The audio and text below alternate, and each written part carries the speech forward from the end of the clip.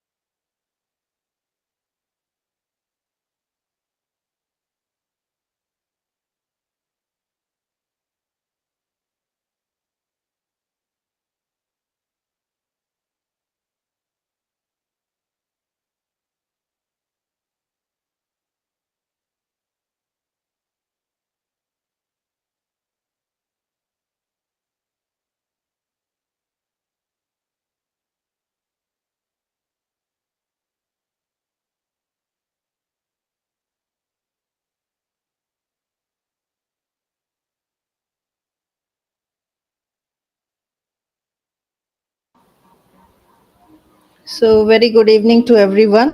Since I am going to introduce myself, I am Dr. Rita Bhattacharjee, and I am going to talk about the self development of teachers. So, I am for the teachers so that you all come out well without any stress in your life. There are so many things which comes up in our lives and all. So, we will just start up. If any doubts you have, you can just raise up your hand. We will clarify. So, I'll Good start. evening. Good evening. Good evening. Good evening. So, good evening, sir. Good evening, all. So, I am basically a counseling psychologist, and I'm the head of the department of my counseling department at VIT Vellore. So, there are so many things which we can share. There are so many real cases where I handle students, and some of the examples. Everything will be with examples. So, let us start without any delay. Yeah.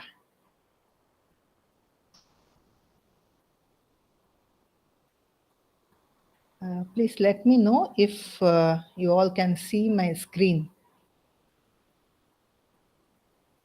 Yes? Yes, ma'am. Okay, thank you. Anywhere, any problem? If you cannot hear or see, just let me know about it, right? Okay. So, this is what I'm going to start the self development of teachers. So, why do we need self development? Because there are so many challenges in our lives which we see, and there we need to say that what type of development is needed for teachers so that we can boldly face the challenges, right? So, in this, we have two main things. That is, one has to understand their own self, another managing their own self. So, understanding there are few topics like international, interpersonal processes, leadership styles, developing professional values and ethics, and in managing, what type of things you have to manage is the managing conflict, managing stress, developing communication skills, decision making, and problem solving. So sometimes we fail to manage ourselves where we put ourselves into conflict. So there are many conflicts also. We will discuss about all these things, then we'll come into the picture. So I request everyone to put in mute so that I can peacefully just go on one by one slides, right? Okay. Now, what I feel is teaching profession is one of the major challenging profession nowadays. I'll say it was not before. Nowadays, each and every generation that they are coming, it's very much challenging for all of us, as well as especially in colleges, universities. I can see how they have been coming across.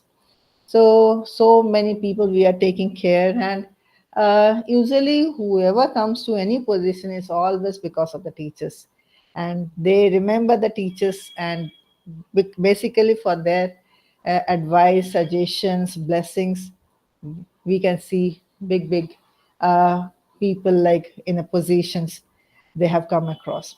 Now, why do we have to know about ourselves? Are we not aware of ourselves? We are. But there are sometimes like ups and downs takes place in our life. There are some functional, dysfunctional process, productive, unproductive also. Even though we do so many things, we feel that we are stuck somewhere. So that is what I always say to everyone, that you should love yourself. Love yourself. Self love is very important, but it is only uh, seen when we develop our own self. Then only we can love ourselves, right? So then in this teaching profession, we feel that leadership is very much needed. Here we will be also talking about leadership, and as I've seen in the assignments, there are different type of leadership styles are there, and different types of leaders are there. So you can see yourself where you belong to. So basically, this is knowing yourself over there and putting yourself in that picture and finding out where is your personality, where do you belong to. Well, this is all the blocks we will be going through one by one. The first thing is interpersonal processes. You know, when we are talking about ourselves, we need to see that we are always related to others. So we cannot do things all by ourselves. Now, suppose I say that who am I? I always take the help of my parents or others are coming into the picture. I have not come into the world all by myself. So there is always a interpersonal relationship among us. Like, who am I if anyone is asking, or to yourself. So is there a question where you think that are you able to think of yourself without referring to others? No. Sometimes we refer to others also. Okay. Where am I working? I'm a teacher in this place. Who is the, a chancellor or chairman or the principal of this place? So we are taking it into consideration. Where am I? Is this, is it always in isolation? We cannot work with isolation, right? Or do our families, friends, and colleagues and students come up when we say that who we are? Yes, it is. So where am I going? Do we think that are we affected by others, what others think about us? Sometimes we do. Sometimes we do a lot. And does the perception of others about us change how we view ourselves? Very much. So that is what we feel, that we depend on others. Sometimes we compare with others. Sometimes we feel that I am I'm inferior than others. Sometimes we feel so many things in comparison to others. So that is where again we see that interpersonal process takes place. So whatever we talk about our own self, it is intertwined closely with others around us. We see ourselves in relation to others. So this makes understanding of interpersonal relations. It will be going on with all the slides, like how interpersonal processes takes place and what are the different techniques we need to know about it. Now, when we talk about interpersonal processes, it includes a study of communications and relationship between people. We cannot go with interpersonal processes without a proper communication, whether the communication is verbal or non-verbal, or what type of positive relation or negative relation. Is it always the thing? Yes, because when a teacher talks to the child, whether the child is bright or whether the child is weak or whether the child has to improve a lot, so there is always a connection, there is always a communication taking place. Now, when we talk about communication, we have to understand transactional analysis. So, transactional analysis is one of the major points which will be discussed throughout the slides, maybe some few slides more. Now, if we talk about transactional analysis, one stimulus, one response takes place to find out this analysis. Suppose I am starting, I am talking to you all. So it is the transactional stimulus I have been doing. And this stimulus is giving you a communication among each other. You are learning something or you are interacting in the later stage. Now, the person receiving the stimulus is the transaction response.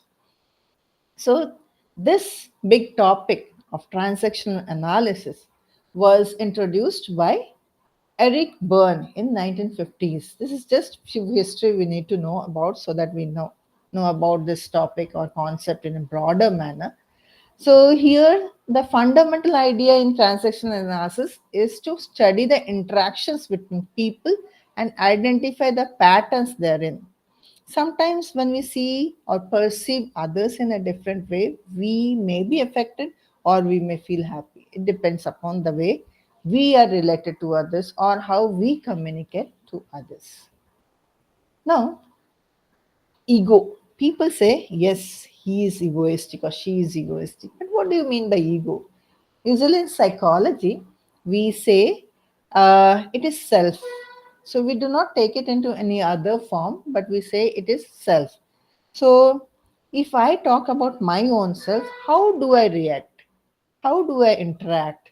So sometimes there are few ego states in transactional analysis again, like we sometimes we act like a parent, we like act like an adult, or we just want to be a child. So it depends upon the circumstances where we do it. Now, Eric Berne, what he believed in transactional analysis is communication is the healthiest when the interaction is between two adult ego states. Usually feel that if two adults are sitting together and interacting, it is the best way they interact. They do not go with any type of negative because both are in a matured understanding way. But there are three types of ego states. Now we will understand what are the three types of ego states. One is the parent type, one is the adult type, and another is the child type. Now, when we go to the child ego state, in child ego state, the adults, whoever it is, they always behave like a small child. Sometimes they come up with a childish manner. They are so much demanding. I want this. They become so impulsive in nature and spontaneously they behave like a small child. But in this, there are two types of child ego state. One is adopted child, another is free child. In adopted child, usually what we see, they act like with the demands of others. Whatever others say, they will be acting like that. They do not have anything of their own. Whereas in free child, they're very creative. They are by themselves. They do not care what is going to go happen later on. There is no consequences that they are afraid of. So maybe our parents also acts like this, sometimes like an adopted child. Okay, you say what we are going to do. It happens when we are all grown ups and the parents we discuss with them. But free child, it goes on. Sometimes they may act accordingly because when people are small, children are very small, the parents act according to free child. So ego states differ from people to people depending on the circumstances. Now, when we come to parent ego state, as children grow up, they tend to copy the behavior patterns and responses of the parents. Sometimes the parents are very much authoritative or maybe autocratic, they happen to be. Sometimes they become very aggressive. Sometimes we find parents very submissive. Okay, they don't say anything. Usually, when we see both the parents are in a working stage, they try to fulfill each and every demand of their children, and especially if the child is a single one, that happens. Okay. Now, in parent ego state, it is of two kinds again. One is controlling parent, another is nurturing parent. So, what type of parent would you like to be? So, what type of controlling parent, function is? So, this controlling parent is also known as the critical parent. So, in this, they is disapproving of children. They do not approve whatever the children demands, and they become very angry. They criticize, feeling that if I criticize, then my child will change. So they are very much controlling. They are criticizing, and that's what they are called as critical parent also. But in terms of nurturing parent, so the person tends to use the voice of authority towards others in controlling parents. Whereas in nurturing parents, what they do? They try to protect the child in a difficult situation. Now, as a teacher or as a parent or as an individual, now you can see which type of figure or ego states would you like to come across. So we have just discussed the child ego state and the parent ego state. Now we will discuss about the adult ego state. Always we feel that the adults are very much matured, but is it true? That is what we will find out in the different states now. Now, in adult ego state, they behave with the present. Neither they interfere or, consciously they try to participate in whatever interaction takes place. Moreover, they are very much logical. They are more rational. Okay, they come up with arguments which is very much matured, and in this, the adult ego state does not jump to conclusion and responds in a calm and collected manner. That's what we feel. We say that, oh, you have become an adult, even that when the child behaves in a different way, or when the child starts giving some suggestions or taking part in an adult manner. So you have become an adult now. So now the person is like to demonstrate respect. They respect each other. That is what we have told. We have been learning that if you become an adult, you will understand what it is. So thoughts, feelings, desires, whatever it is, they try to negotiate, they try to compromise things. So this is supposed to be representing a person who is truly having a healthy interpersonal relations. So sometimes in teachers or faculty in universities or colleges or any other corporates, people behave in a very arrogant manner. So that's what where we say he's not an adult yet. He's still childish. He doesn't understand things, right? So now when we talk about the interactions, we feel that there is an ego state with every one of us, and in ego state we have three types of ego state. That is what? Child ego state, parent ego state, and adult ego state. Now it's up to you where you would like to put yourself in. Now when we talk about this three ego state, how does it interact?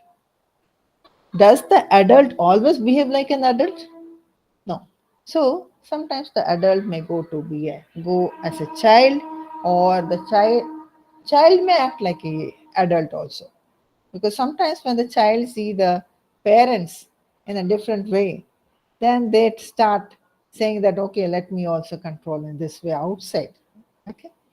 Okay. Now, one's ego state determines how we receive information from our surroundings. That's what I was saying. So, when we talk about receiving, a child may receive information in the family, and he will start acting in the same way when he comes to his friendly manner. Okay, when he comes to the friends and all. So, he will say that, okay, fine, this is what it's going to be. Okay. Now, Berner says that when we try to talk in interpersonal communication, sometimes we refer to strokes. What are the strokes?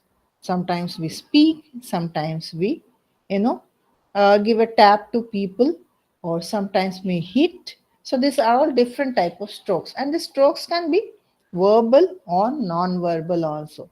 Interpersonal communication is not only through, the way ego states takes place, which are the feelings we can say, but there are two types of strokes where interpersonal communication also is involved. Now, if I talk about positive stroke, so if a student is coming to you and he is or she is asking a question, and you smilingly answer, and you give a tap on the shoulder that yes, very good, you have asked me, that is a positive stroke. But when we are angry and we say that I was teaching all this in the class, didn't you get anything? So it is an aggressive way of stroke. So these are all again communication. So this type of strokes also builds up our personality.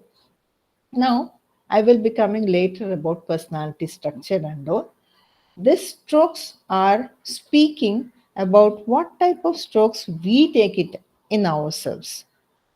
So in the back of the head, sometimes we slap. So how hard it is? It is just as a small tap, or it is a hard hit. So it depends upon the type of strokes, which can be labeled as positive or negative. Now, how the ego states are influenced by the strokes. So, someone in the parent ego state is likely to give nurturing strokes.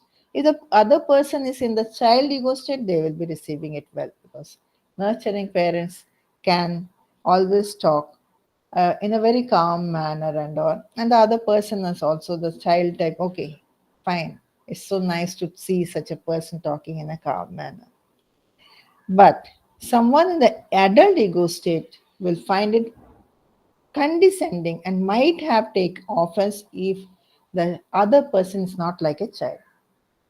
Okay. So what the other person will say that, what are you speaking like this?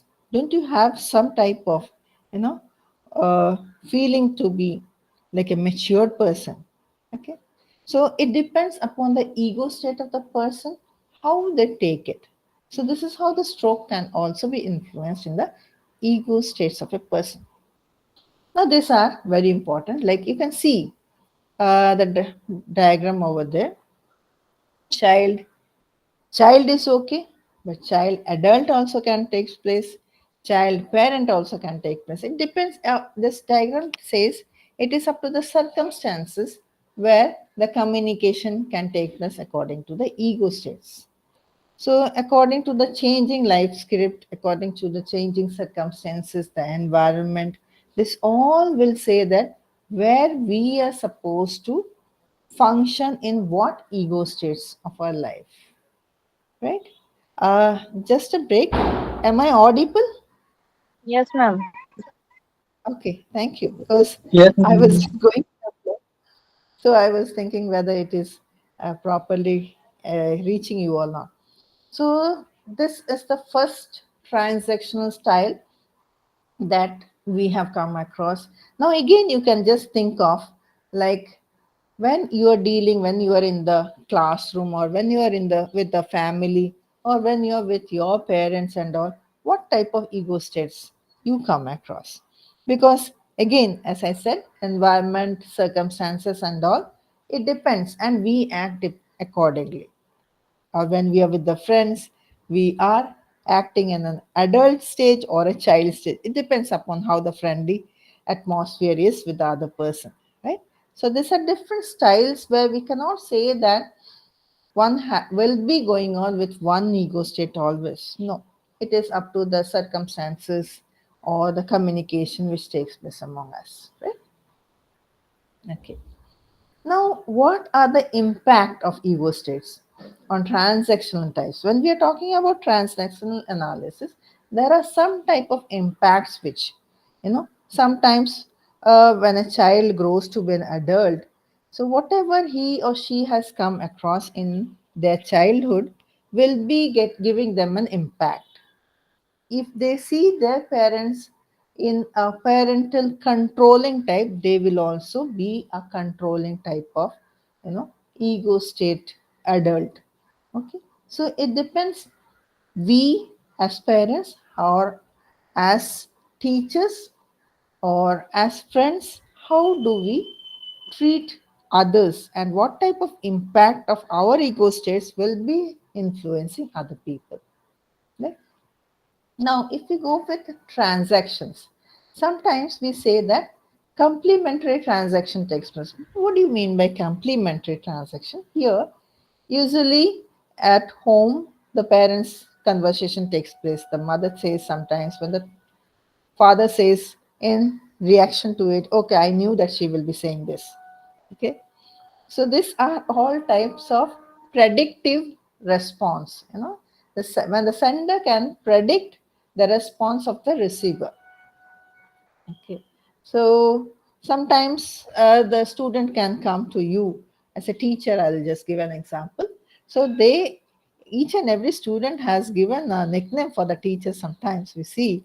So this teacher is like this, that teacher is like this. So when a friend of a friend goes, so they will be asking something to the teacher, and he will come back and say that the teacher said this, sir or miss or ma'am said this. Then the other person will say that, oh, I knew that this will be the response. You know, so we see a lot of conflicts between parents and adolescents or teachers and students of senior secondary school. Yes, it is becoming tough day by day when the senior secondary school students are interacting with the teachers and all. Like there are schools where we see that real great respects are there, but obviously the social media or the Instagram or things which are going on after COVID, it has given a change in the behavior of our own students. So this is because adolescents communicate from the adult ego state, while parents and teachers talk to them from the parent ego state. So again, what we say is, as Eric Berne has said, always a healthy relation takes place when two adults speak to each other. So when two adults speak in a different ego state, there is always a conflict, right? So when, even though we are teachers or so we are uh, dealing with our own children, if we try to understand their way of, like, empathetically we place ourselves in their situation, it will be very much soothing. It will be peaceful transaction rather than any type of uh, conflict arising among us. So in complementary, this is one type of transaction which we usually see, and this takes place based on the circumstances and environment. Again, we cannot say that it is always the same. Now, sometimes we go for crossed transaction. So a cross transaction, when does it take? When two people who are engaging with each other do not match. You can just see, maybe this type of examples are seen in different places. Like a parent would take on the critical parent ego state. When? When the parent comes to school complaining that teacher has deliberately given low marks to his or her student. Okay. So now when the teacher has given low marks, then the parent comes and says that, no, my child doesn't deserve this. The child deserves more than this. So there is a conflict again. There's a cross transaction. So it is not a good communication taking place, because the parent and the adult, if the parent understand, yes, my child needs improvement, and may I know what type of improvement can be seen for for my child, can you please help me out? The teacher also can come up with some motivating thing that, yeah, this is where he needs improvement or she needs improvement.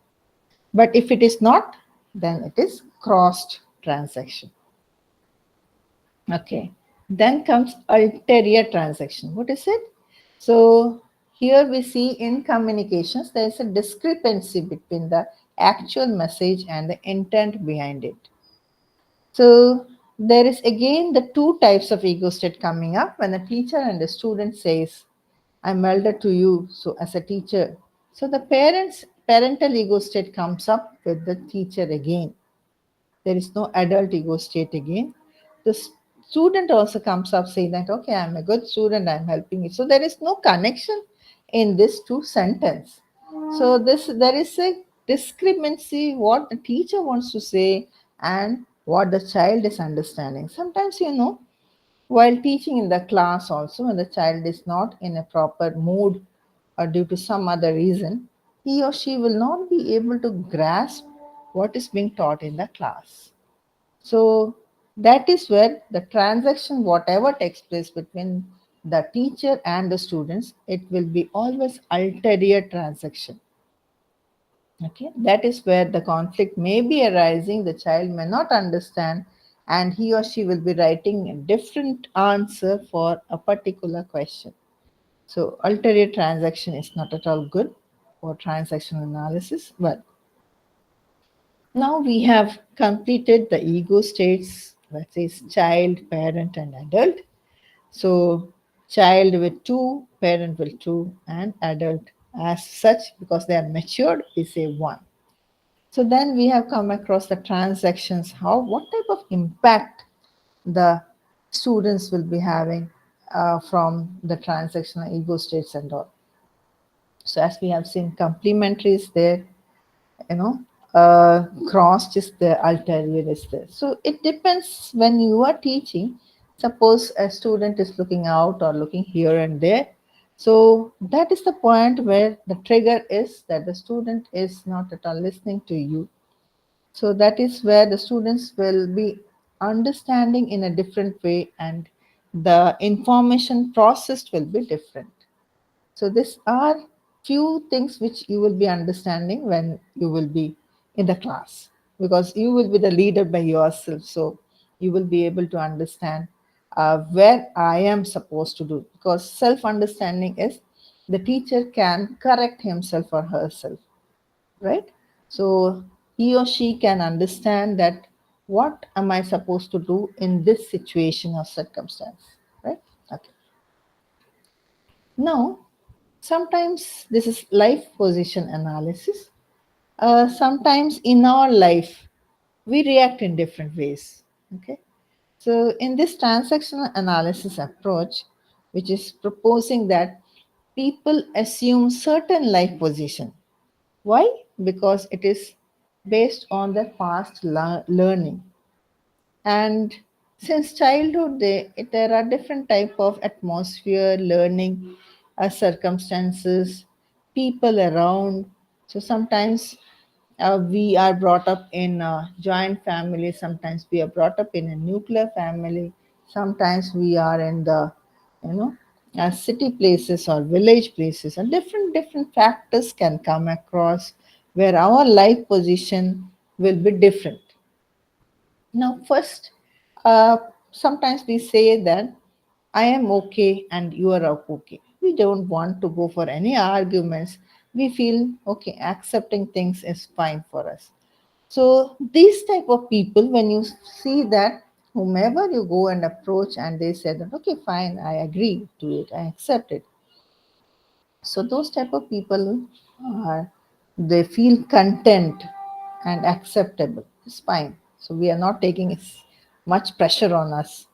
But there are some people, they may say that I am okay and you are not okay.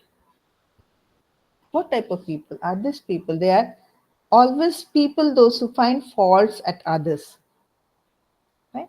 And maybe their circumstances from childhood, they have been learning like that, where the parents have been always dominating, saying that you, even though you get 90s, but you are not at all studying, you are not doing anything. So when no, not, never comes in our way, we always wait for the opportunity where we can also say to others. So these are always finding faults at others. Okay. So now you will be seeing some type of people, I am not okay and you are okay. So there are also people, how they interact is, so every time they feel that they do not have belief on themselves, they do not have confidence on themselves, they feel inferiority in front of others. So always they will say that, okay, fine, I am not the one who is saying this, you are fine. So there are also people, which is very important. I am not okay and you are not okay. Most of our students are like this. They do not accept us easily. So why is it so? What has happened in their past, in their childhood, and why are they reacting in this way? Because two positives are okay, one positive is okay, but two negatives is never okay, I think so. So, what we can see is there have been people, there have been children who have been abandoned at a young age.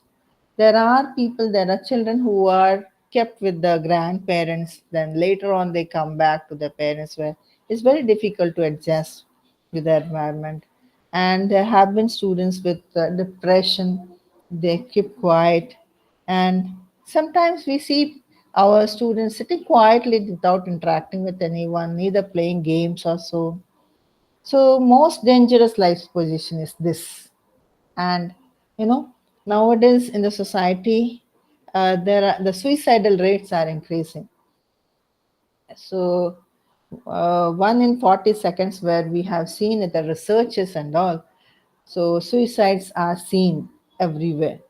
So, if such things, such factors are there, then we will see that yes, these people have to be taken care very much. Okay, this is how we are learning. This is how we develop our own self to know about others, because we are always with others. We cannot be with ourselves alone. So that is where we need to know how we are going to be, adjustable to others. Now, here again, what happens? There are four types of life position. So you can see and you can feel on yourself that where do you put yourself there. Okay.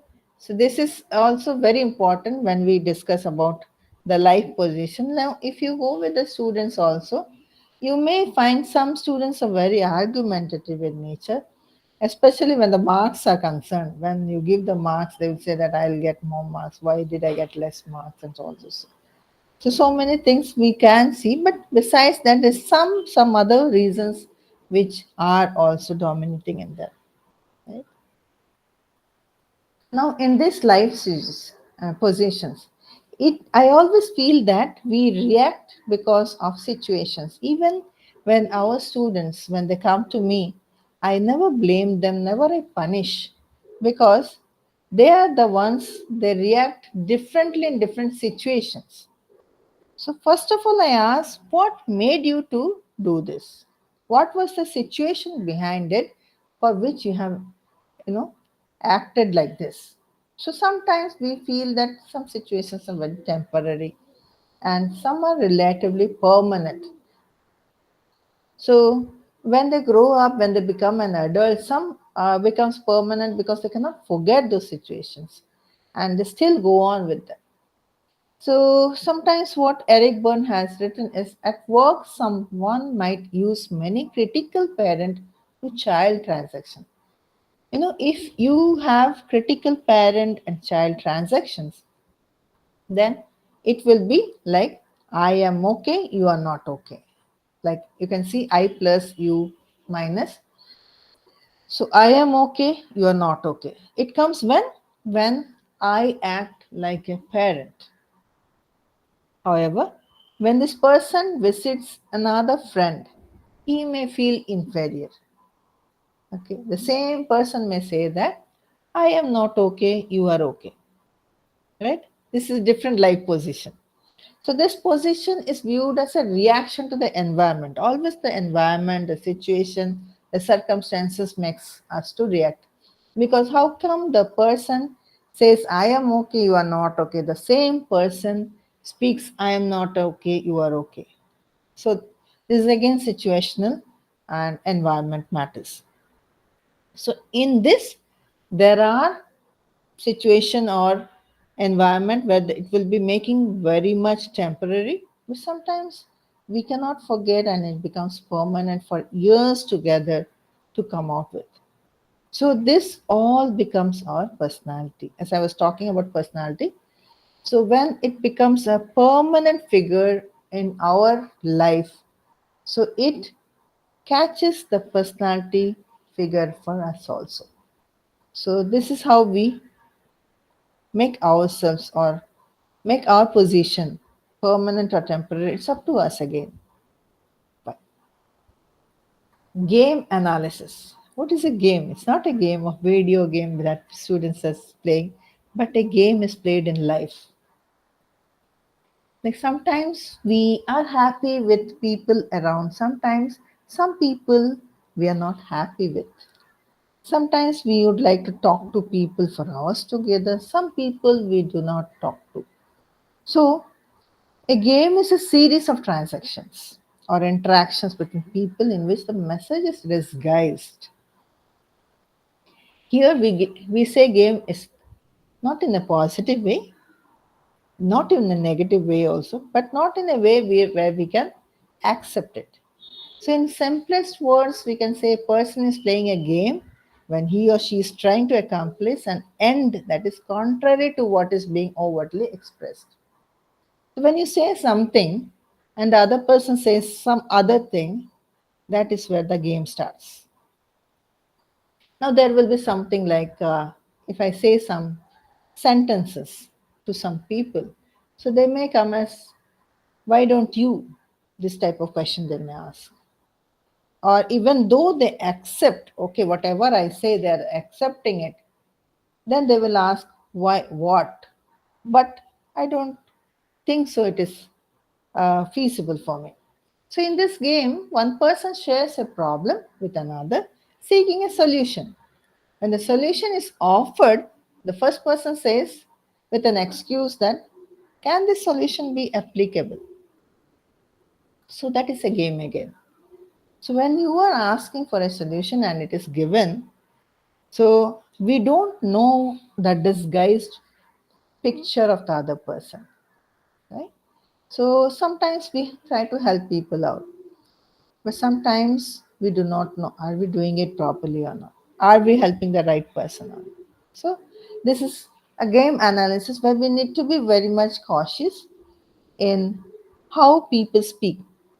So again in self-development, you can find out if people are saying, why don't you? That is, it is focused on us.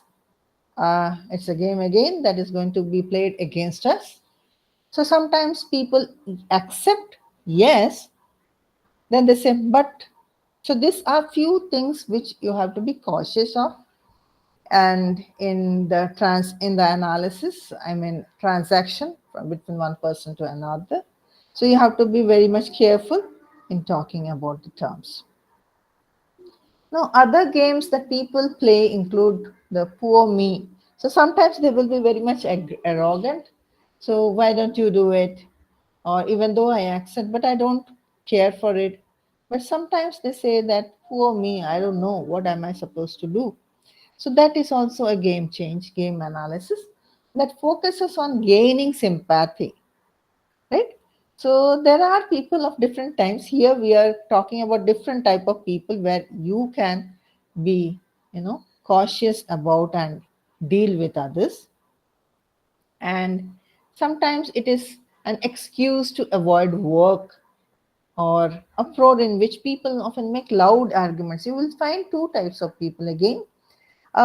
Sometimes they will be asking for sympathy gaining, or sometimes they will be coming up with loud voice, but the other person will keep quiet, thinking that why is he or she screaming at, without knowing the matter behind it. So if you observe carefully, you will see these games being played by people around you. Okay? So we may be holding a very good position. We may be a teacher, faculty, like a counselor and psychologist, whoever. We are human beings. We need to know about ourselves, our self development, but it can take place when we know about others also, right? So this is what an understanding of these games which will help you to improve in communication and understand personalities better, right? Now there is an example. It will help you to understand more. So for example, as the department coordinator, Varuna is required to ensure that all teachers submit questions papers to her a week before the exams begin. That is what it is done in most of the institutions. So two of the teachers are not able to meet deadlines. Now see the game here. She suggests to them to organize their work a bit better. Why don't you use a monthly and weekly planner so that you can organize your work to meet deadlines? This was the statement. Now, one of the teacher responds, yes, that is a good idea, but we are so overloaded. Can you just find out? The teacher says yes. And again she adds, but we are so overloaded with work that the time it takes to plan the work is actually wasting more time. If I had this much time, I would actually just do the work. So, this is an excuse, as you have seen in the previous slide. This is an excuse. Sometimes we say that, yes, we agree, but we do not agree by heart. We agree just to go for an excuse, saying that the other person do not scream at us or do not go for any argument, thinking that let me just give an excuse and go for another game. Okay, these are all games where we need to communicate people. Now, besides game or life positions, as you have come to know, these are very important in your life to lead a teaching role also. The script analysis. What are script analysis? What is a script here? The script here is the decisions that you take based on your previous experiences, based on your life position, based on your fantasy characters. Like sometimes we imagine I would have been like this, I would have been like that, based on your games, like as I have given you, your bodily language, your parental injection, which is very, very important, which very much influences a child based on the parental influence. So, you write a script in your life. So, what type of life scripts we can have? What type of ideas we can get? So, a life script can be seen as an unconscious life plan. We have something in our life, but it doesn't take place as we feel to be so. So, how are we going to get it reinforced? So, script is reinforced by strokes received from parents. Okay, that's the first thing that you start writing a script. You want to become this type of person. Why? Because your childhood has gone through this way. Now, scripts are outside one's awareness. You are talking like your parent to others. You are not aware of it, right? So the scripts, it takes place without your awareness again, unconsciously. So we don't know how we are reacting. Yes, sometimes people will say that you're just talking like your mom or your dad or your brother. So we do not know how we have taken it. But as we are always with them and we watch them, we also speak like that. So it happens, a script writing in our life. So, identifying and changing the life script is one of the key aims of therapy. under transactional analysis. Script is very, very important for our life because many script we don't analyze. It happens based on the circumstances again, right? Now, what are life scripts, which is very important for us because unless and until we know our life scripts, we cannot change others. Now, sometimes we may behave in a different way without knowing, unknowingly we may behave. Later on, we feel that why did I behave like that?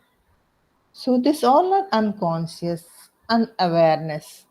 So, there is an assignment. So, I have given more about this life scripts for that. Now, life scripts are psychological concepts derived from transactional analysis and they refer to the unconscious plans or narratives that usually takes place in childhood, you know, and that is why it gets influenced easily, which shape our behavior, our relationship, our overall approach to life, basically our childhood. If you think of it, some of the scripts you have already developed within yourself. Now, if you want to find out what are the characteristics of life scripts, how am I, you know, able to know what type of factors are included? The first thing is formation in childhood. A child is in the family. The child understands to react based on the parents because they're the first people those who come in contact with the child. So the environmental factors, the family factors, the relatives, whoever comes in the family, this is the first script which is unknowingly being written in us. Then second is influence on behavior. Sometimes we interact with people, sometimes we react on emotional responses, sometimes we take decisions which are properly taken, sometimes which we are not able to take decisions. So they can dictate how a person perceives themselves and their capabilities.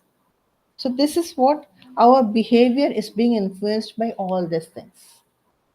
Sometimes positive or negative outcomes.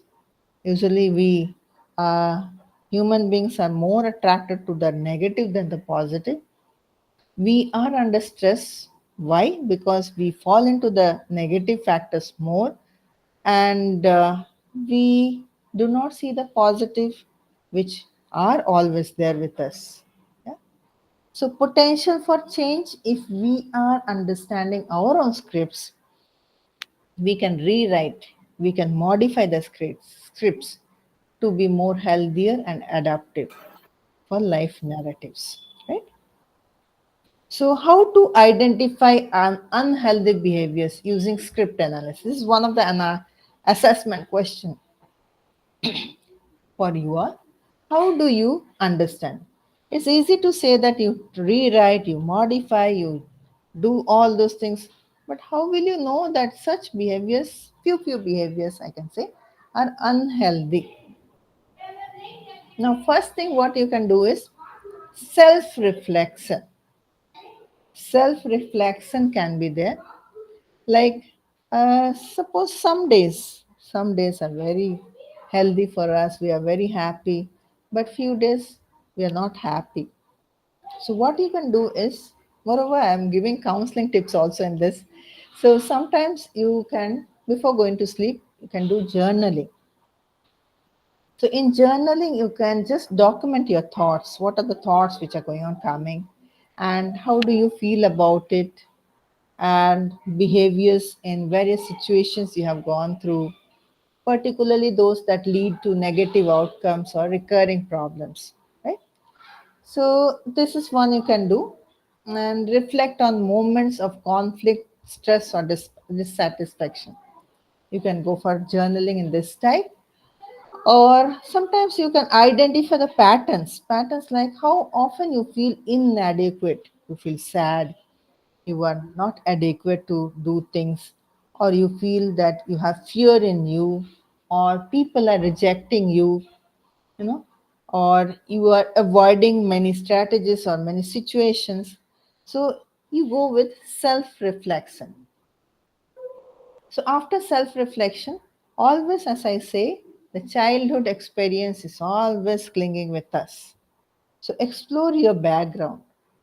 Consider the messages you received in childhood about yourself, relationships, and the society around.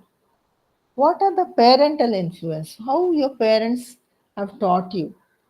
How you have to handle a success or a failure or your worth or not, whether you were loved or not. Just find out from all those things, childhood experiences. You can keep a note if you want. It's very important for this generation, for all of us. Recognize script elements. Now, how will you recognize your script elements, your life script? So you have to identify the components of your life script by answering a few questions. Like, what roles did you play in your family?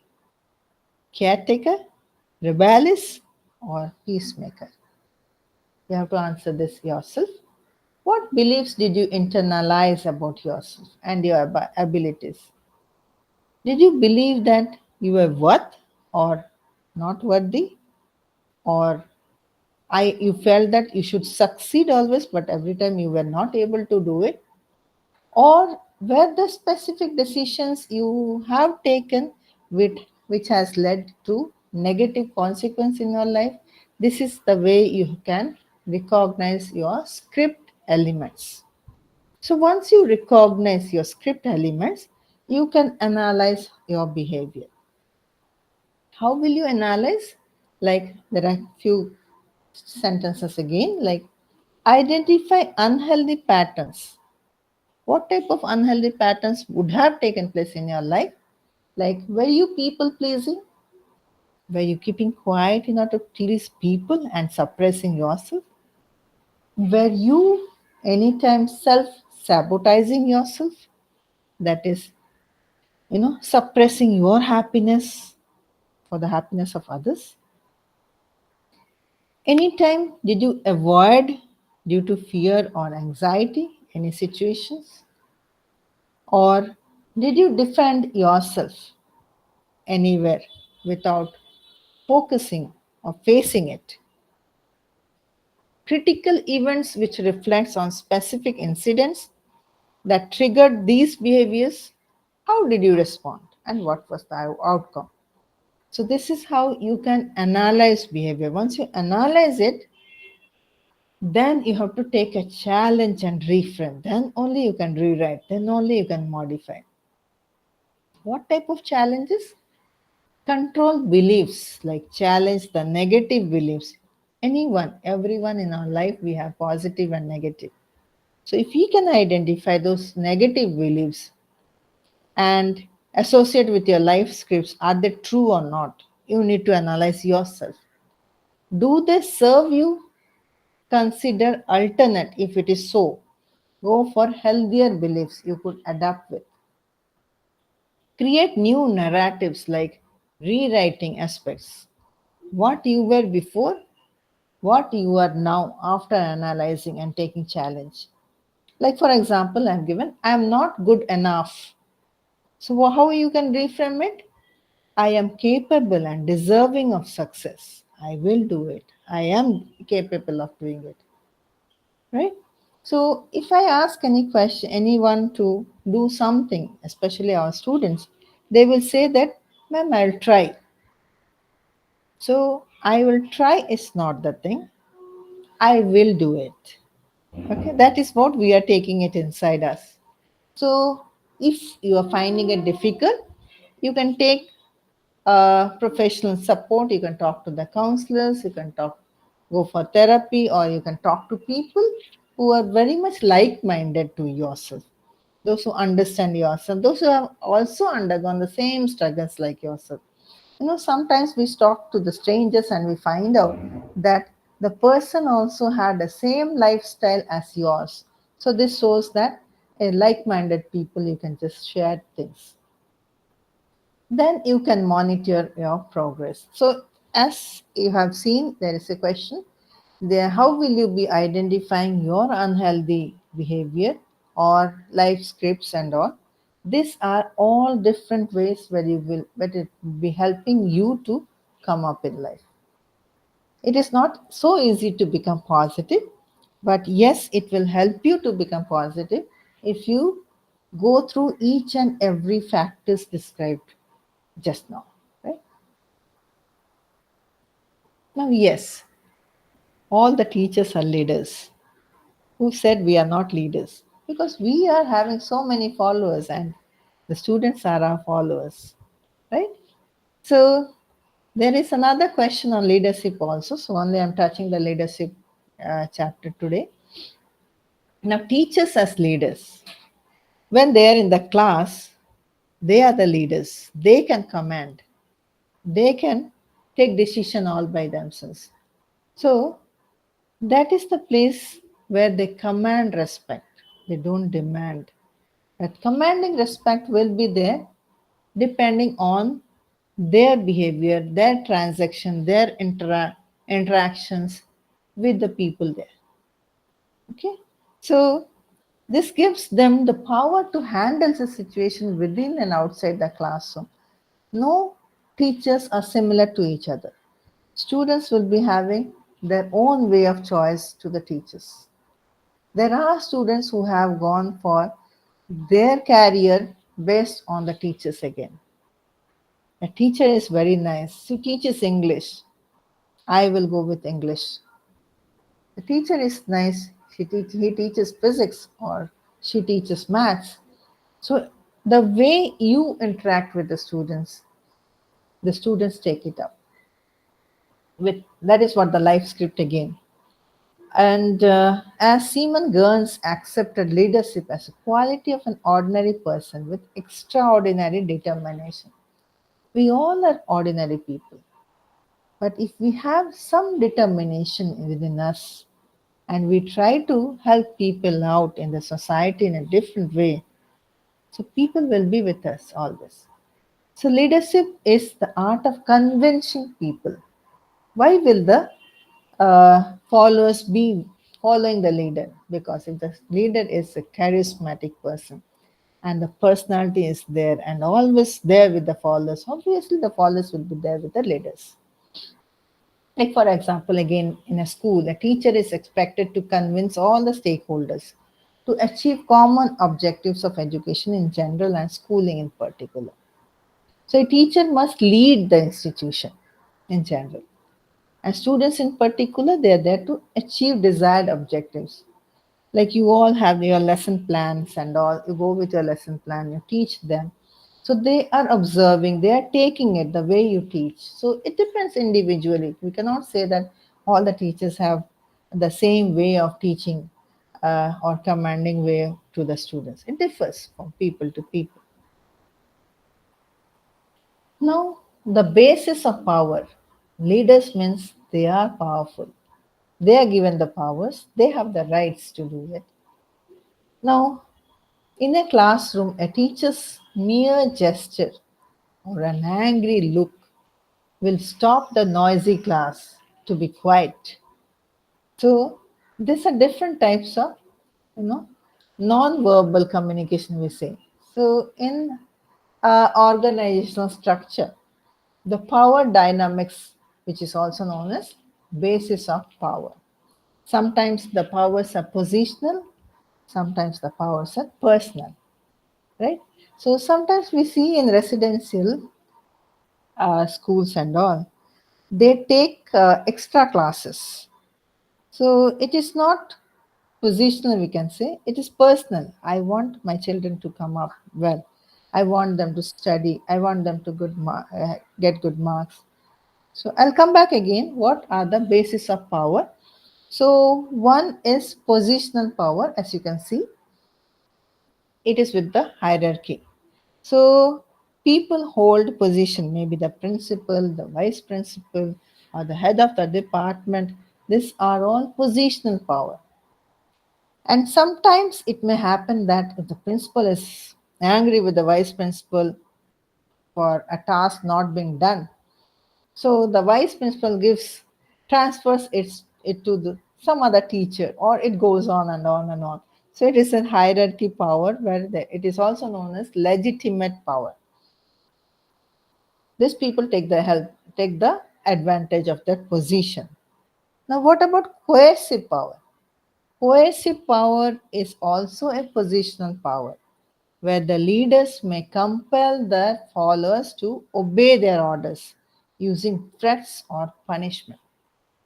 Now, for instance, if a teacher assigns some homework, a student does not complete it. The teacher may use this power by failing the student. Usually, it does not take place, but usually the teachers may say that if you're not doing this, I'll fail you in the exam. So, this is what a threaten or a punishment, or suppose a student comes late for the class, so the student will be given a punishment like kneel down. So now in this society, I don't think so all such things are there. So it was before. So these are all coercive power. But if we have this coercive power, then there is one of the major disadvantages this with the leaders is they will face difficulties in winning the trust or building rapport with the followers. They will be always scared. So there will be no proper rapport between each other, right? With the followers and all. So personal power is there. This leadership power does not involve rank or hierarchy or title, as I was saying. Personal power is also known as relationship power. How a student teacher's relationship is. That is where the things are. These traits may be the ability to relate, communicate, empathize with fellow beings, and the ability to persuade. They are called the leaders. If you're able to persuade your followers. Now, in this, the way leaders talk to their followers, they understand the circumstances. It happens with the HOD also. Sometimes, even I can give an example. I never go with any type of positional power because if I go with the positional power, there will be no one to share their own way of, trust, or the bonding will not take place. So we need to understand others' viewpoint by empathetically being in their position. Now it is a personal power. Referent power.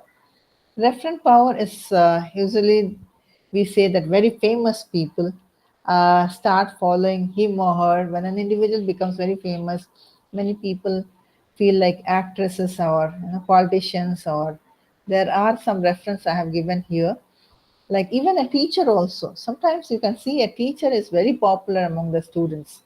So that is what our referent power is.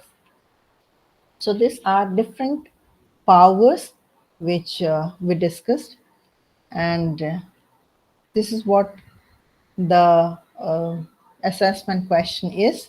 You need to understand the different type of leadership styles,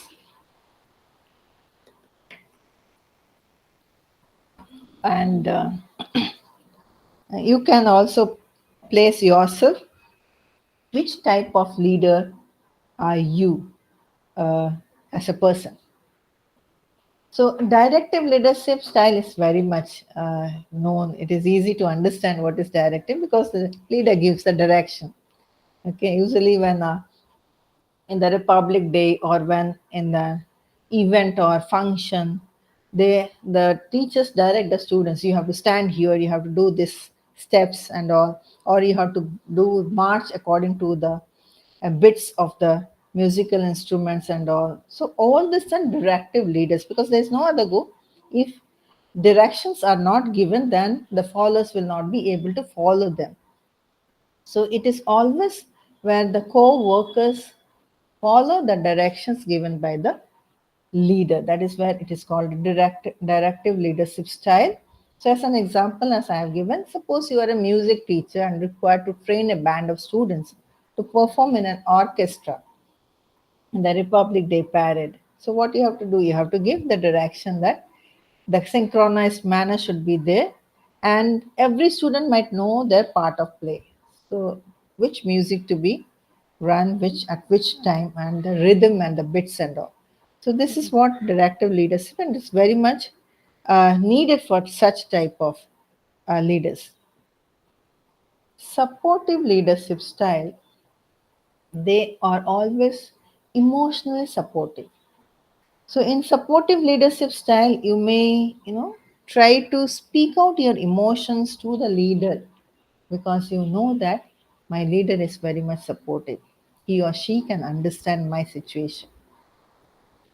In a conducive work environment, this takes place and they understand that, okay, fine, I have given one task to my subordinates or my colleagues, and they were not able to do it because the parents were in the hospital where she was not able to attend it.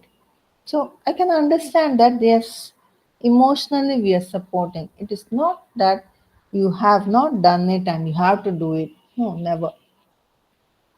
So here studies have shown that when working conditions are unfavorable or dangerous, working individuals may fail to use their intelligence up to the mark. This is the place where supportive leadership style will work and it will complete. If the work is not done with it within a day or two, the leader can say that you take 2 days and finish it up and give. So this is where the emotional pattern takes place. So you are a physical education teacher and working as a coach for your school's football team. Your team is participating in an inter-school football tournament. Here in this scenario, your prime task is to win the tournament, obviously. But during a match, one of your best players gets injured and has to leave the ground. What would you do? Would you force him or her to continue playing and winning the match? No, you can see that the injury is there. Or would you prioritize your player's health condition over a match? So, this is how you need to understand what is to be done. Okay. So, a supportive leadership style, I feel this is really a very good leadership style, but there are others also which will come one by one. Consulting leadership style. It is democratic in nature and it includes subordinates in the decision making. So, consultation, it is seen in the title itself. It allows people to express their thoughts and suggest what they think is the best solution to a given problem. But the final decision is taken by the authority. The leader may ask, the leader may consult, the leader may take decisions from you all, but always the final decision is taken by the leader. Right? So, in consulting leadership, what we see, it promotes the warmth in the relationship. At least people will think that, okay, my leader is asking me, they are giving some importance to me. Okay. So, for example, as a principal in a school, you got a proposal form from the student to conduct elections within the school. So, you thought of discussing this matter with your fellow teachers, where you found that few teachers are not in favor of conducting student elections as it may hinder the teaching learning environment of the school. However, some teachers are in favor of conducting. So, discussing the issue would develop a sense of participation, democratic ambience, and importance among your fellow teachers. Although the final decision will lie with you, whether the teachers are saying or not. So, whatever you feel as a consulting leadership style, you are going to take the decision. Right? So, this is also very much positive. Now, delegating leadership style. Delegating leadership, what there will be a panel members, okay? So they would agree with the majority. So there will be so many things taking place. I mean, be so many, arguments or whatever. But the majority, they see that yes, the delegation will be going with that leadership style, right? So there are other examples which you can see, but majority leadership is there. Yeah. So autocratic leadership style would be appropriate if the task is complex and quite critical and you know that my subordinates cannot do and the time is very limited for it.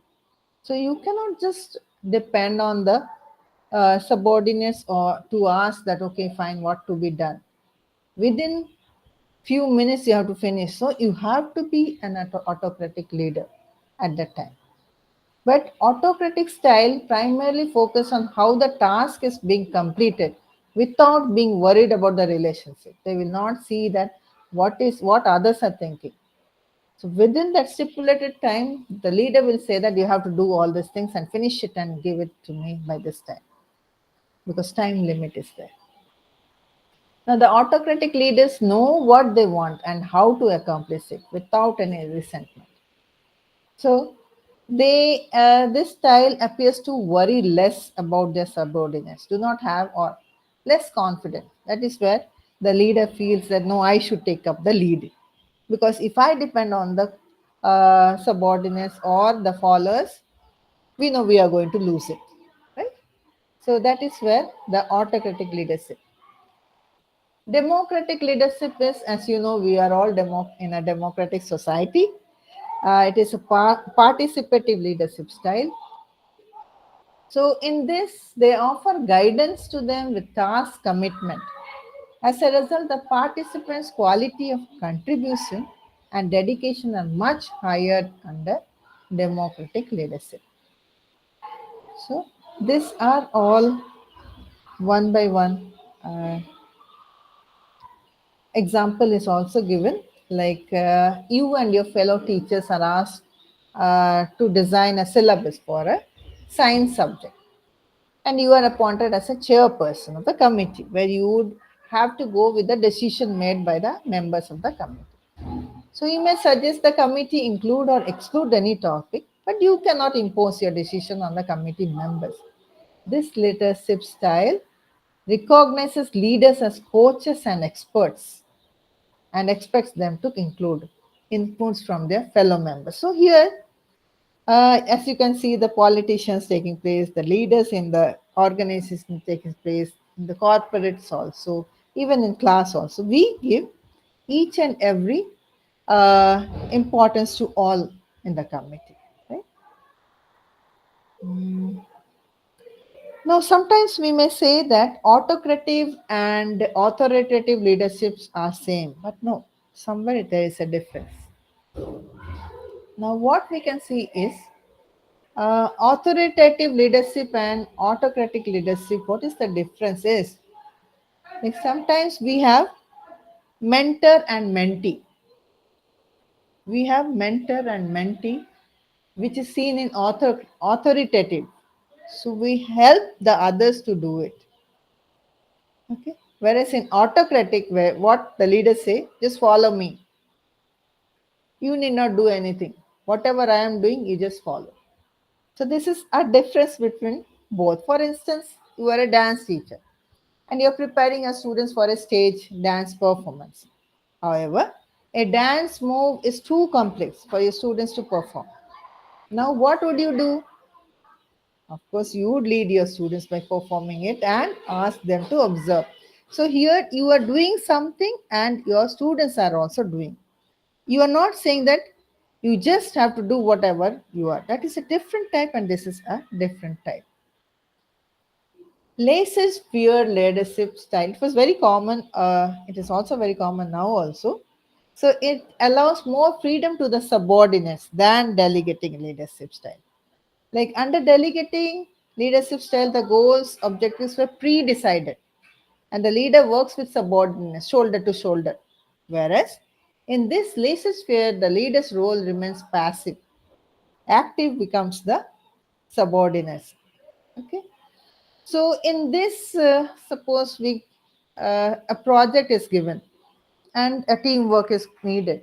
So we cannot say that yes, whatever I say you have to do, because others also would like to be a team member and they would also like to say something. So in this, team members unclear roles and power distribution may lead to project failure. So in this, the people are giving more importance, but not in that way. So as for example, I'll say that we can assume a scenario where teachers use the project method as a teaching strategy to teach their students. Here, the students receive projects, set the objectives, decide methodologies, and perform practicals to reach the results. So, students have all the resources and work to reach the desired output. Usually, it takes place in the projects in the company or corporates, even in PhDs, also, they do when they go for a doctorate level degrees. Yeah. So the leader, the guide become very passive, and the research scholars or other subordinates become very active. Right? Transformational leadership style, usually in most of the corporates, we could see this because in this they focus on developing a visionary motive, selling that motive to the people and convincing people to follow them by nurturing relationships. Do you remember nurturing parent? We have discussed already. So this is what nurturing leadership relationship we need. The leadership style should be very much, you know, charismatic. There might be some similarities between charismatic and transformational. That is what it is told. And a transformational leader might wish to change the organization and elevate the followers by improving them. But charismatic, they don't go. They go with the popularity. So there's a difference between this. So there's an example which is giving transformation leadership style. I think so. This is the last leadership style which is going to be spoken. So here you are a newly appointed class teacher of class 12. And when you entered the class for the first time, you were not welcomed. Because usually it happens that new people are not given much welcome. They are taken as strangers. Fine. You confronted some students who were not ready to accept you as their new class teacher. They were also not interested in studies and were not responding appropriately. However, you showed them the right way by behaving and maintaining the dignity of the class. You presented yourself as a role model, and it changed their mind. Sometimes we need to bring a rapport among us, right? After some time, students started admiring you and focused on their studies. So, transformational leaders allow their followers to engage in the accomplishment of the objectives. Suppose you were a new teacher and you started scolding the students. Obviously, the students may be fine in front of you, but they will not be liking you, neither your subject, and there will be more of failures rather than the passing candidates. So, first of all, we need to understand the scenario, circumstances, allow them to behave as such, then slowly, gradually, we need to bring them to our grip. So these are some significance. They are very much influential. They are very much inspirational. They were very much motivational, and they are ready to answer to any questions asked by the students. These people are transformational leadership styles. So that is what the assignment questions there are. Describe the characteristics of the following leadership styles: autocratic, democratic, authoritative, or transformational. Now, so same thing as examples I have been giving you. What would be your leadership style if you were appointed as a principal of a JNB school? And why do you select that? Can we? Okay. So I don't think so. The screen is there. Yeah. So I will be stopping by this because the leadership styles I have spoken about, and just giving you time to think that if you are the principal or if you are the person who has been given the higher position, whatever. So, what type of leadership style would you choose among all this, whatever is given as the match? And why would you choose that? Okay. So this is one of the tasks which I am giving you all to think it out, and we will be meeting again on Monday. Is there any questions related to what has been shared by me? Good evening, ma'am. No, ma'am. Good evening, Ma'am, sir. actually, you have explained the things quite well with examples as well. And Thank the you. class was also quite vital there. So we were getting the things that you explained, ma'am. Thank you very much, ma'am. Thank you so much, sir. Thank you. Good evening, ma'am. Good evening. Ma'am, all these leadership qualities which you directed us in this, Mhm. you gave us a assignment that what will be my leadership style in JNV. Okay, yeah, It depends upon the situation. We sure. cannot have a single leadership quality. Yes, yes. Depending on situation, most of the Mhm. leadership qualities will overlap with each other. Yes, yes. True, true. That is true. So And we yeah, can add more than one. If uh, we write journal ourselves for ourselves, we can add more than one leadership style. yes, as I was telling you all, like the last leadership style, transformational leadership style, and all, which is very common in every situations and all. So we can give more with a positive accent because the assignment is not from my side; it is given from IGNO. So I have taken it and have put it in the slide so that you all can think of it. And I have put it just after sharing the leadership style so that you can grasp it, which you can do it and why you will be doing it because you know where the situation you are in. So you can say that this is what the leadership style I will say, giving an explanation. Why do you want this to be so? All right, ma'am. Thank you very much. Welcome. So there's no more questions related. So it's very interesting, self-development is very, very interesting. You will be getting, I have been coming like, I think so last 2, 3 years uh, for one by one. So I think so it is very interesting. I'm learning from all these things. The more I am sharing the views and all. So if no one is there, then yes, ma'am. I will just share one my Sure. thought Yeah. that from next time we are three teachers from one JNV who are attending the same JNV who are attending this training program. Now Okay. from tomorrow onwards, we will be when we will be talking to each other, we will be thinking about all the aspects which we learned today, and we will Oh, and thank we you. will think like that only, that how the that person speaking with, how that person is behaving and all such things. Mhm. Yes, yes. Like as you have seen the ego states and all, you will be Yes, looking yes, at the ma'am. other person, what ego states he or she is Yes, talking about. correct, correct, ma'am. This is what practical, no, ma'am. Yes, So we will also learn like games also, critical analysis also. So many things takes place in our life. And sometimes we also go down thinking that why is it so? But this all will help you in your day-to-day life, ma'am. of course, it will help in developing ourselves. Sure, sure. Thank you so much for this outcome. I'm so happy that you all are taking whatever I shared with. Thank Thank you you. very much. Thank you, ma'am. Thank you, ma'am. So we will just leave. We will be meeting again on Monday, same time by 5 o'clock. So some more tasks I may be giving. This is how we can just, we are teachers, no? So we Yes, give tasks to others to know how much better we have been. Like to test ourselves, we are doing it. So I'm so happy that you are grasping the things easily and you're doing it in practical manner. Thank you. thank Thank you you very so much. much. Okay.